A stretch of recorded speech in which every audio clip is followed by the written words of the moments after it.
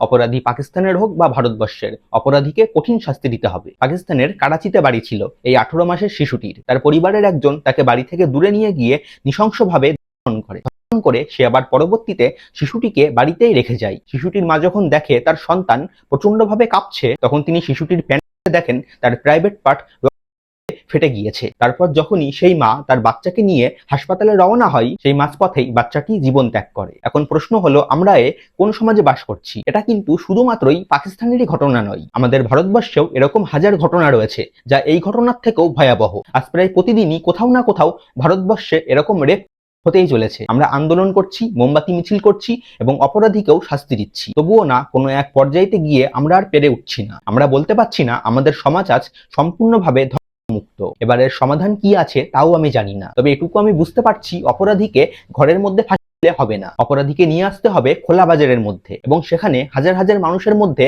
অপরাধীকে ফাঁসিতে ঝোলাতে হবে। তাহলেই সাধারণ জনগণের মধ্যে একটা ভয় জাগবে, মানুষেরা নিজের চোখে দেখবে মৃত্যু কতখানি ভয়ানক, আর ধীরে ধীরে এভাবেই ধর্ষণ মামলা একদম কমে যাবে। অপরাধীরা ধর্ষণ করতেই ভয় পাবে, তারা ধর্ষণ করার আগে নিজের মৃত্যুকে কল্পনা করতে পারবে।